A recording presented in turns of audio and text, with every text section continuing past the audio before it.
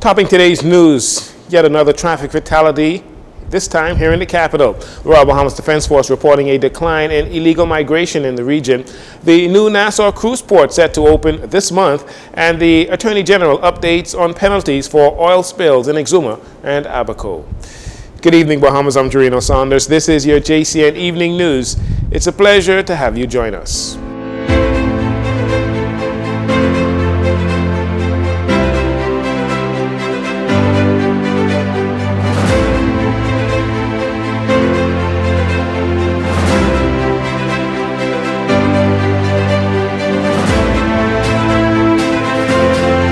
The country's traffic fatality count is up another notch as a 37-year-old male is the third victim to die in a car accident this week alone. Sometime around 5:19 a.m. this morning while on the Malo Butler Highway, the victim, who was the lone occupant of a black Nissan Note, lost control of his vehicle while driving in a northern direction. Police say he collided into the back of a white flatbed truck, which was also traveling in a northerly direction. Emergency medical services rendered medical assistance to the victim. However, he succumbed to his injuries on scene. On Thursday, a female lost her life in a traffic accident on Grand Bahama when she collided into a tree in the center median in the area of Seahorse Plaza. On Monday, a 21-year-old male on Exuma lost control of his motorcycle and collided into a garbage truck in the area of Queens Highway in Georgetown.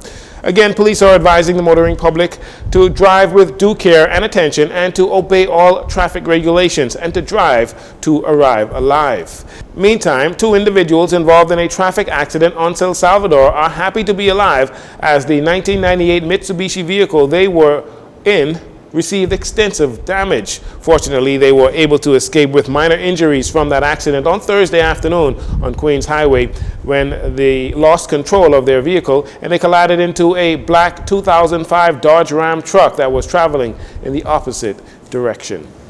Prime Minister Philip Davis is in Antigua, Guatemala, attending the 9th Summit of the Association of Caribbean States, ACS. The Prime Minister, along with Parliamentary Secretary in the Ministry of Foreign Affairs, Jamal Strawn, and Permanent Secretary at the Office of the Prime Minister, Cresswell Stirrup, they join regional leaders for a summit held every 3 years for the discussion and implementation of multilateral actions of strategic interest to the greater Caribbean.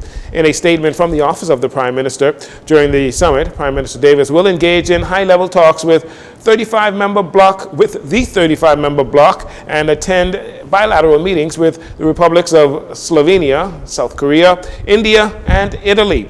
The Prime Minister is committed to fostering regional partnerships which promote the sustainable development of the Bahamas and the broader Caribbean.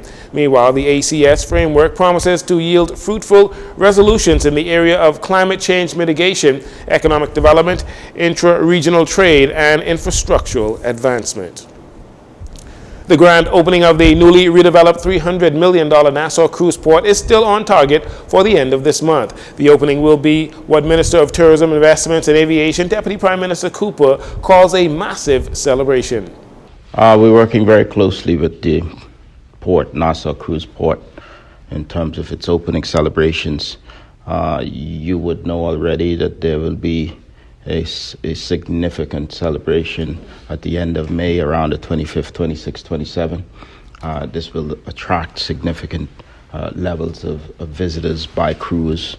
I'm excited about it, not just because of the celebration, but this is going to cause an increase in the number of visitors a day that we are able to accommodate. It's going to work wonders for the downtown area. There will be authentically Bahamian products, additional restaurants. All of these will be accessible also by Bahamians. So this is going to be good for tourists, but also good for locals as well. So I think whilst this celebration marks the opening of a $300 million investment in the tourism infrastructure, it's also good for the spirit and vibrancy of the downtown area. Features of the cruise port are the arrival terminal, the Junkanoo Museum, and the steel structure that towers over the port, which will be the velarium of the port's amphitheater, which can withstand Category 5 hurricanes. Nassau's cruise port can also accommodate 4 of the world's largest cruise vessels at the same time.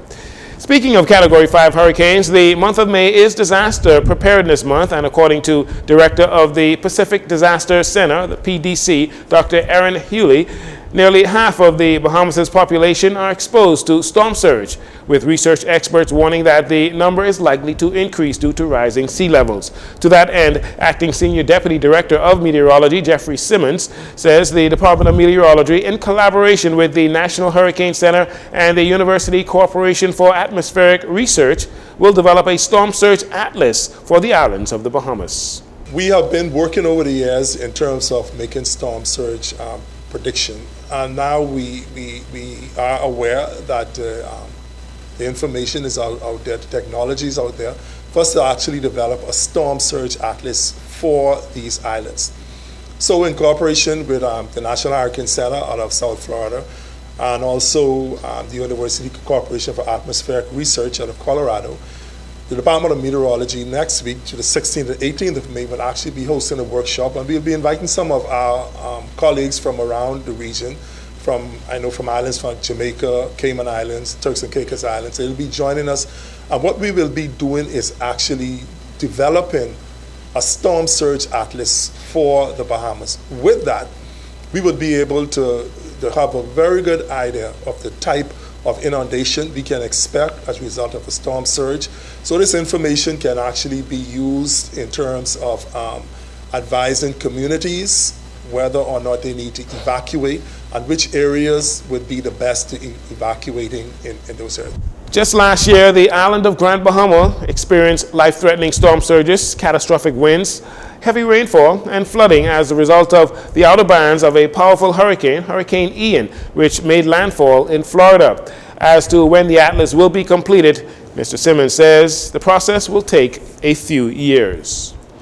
It has been almost 10 months since an estimated 20,000 gallons of fuel was recovered from waters in a cove in Exuma following an oil spill from the supply ship Mount Arabian while offloading fuel to Bahamas Power and Light in Georgetown. Officials said 35,000 gallons of diesel was spilled into the water as a result of a breach in the hose that ran from the supply ship contracted by Sun Oil.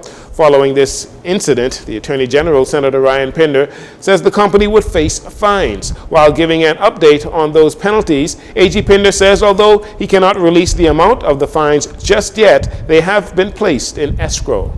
One thing that we look to do is to establish an environmental sustainability fund of sorts. And if you would read the Environmental Planning and Protection Act, it is actually a mandated function in that act to establish this fund for the purposes of environmental matters, and that fund to be funded by fines, penalties, and permit fees.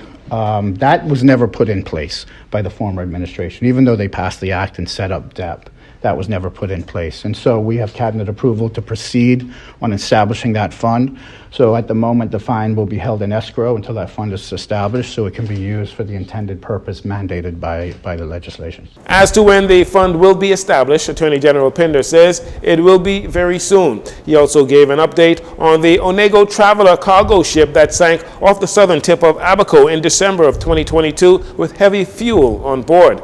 On February 3rd of this year, the Attorney General said the government had given the ship's owners 45 days to remove it. As of this week, the large vessel has still not been removed. He says they are working on it. From Abaco, no. They're working on it, though. They've come back with a salvage crew, and the salvage crew has been on site. When asked if fines will be imposed on the owners of the Onego Traveler, Attorney General Pinder says once the ship is removed and a full environmental report is done to assess the damage done from an environmental point of view, then they can pursue action to enforce fines. And we'll take a break here. We'll be right back after these commercials.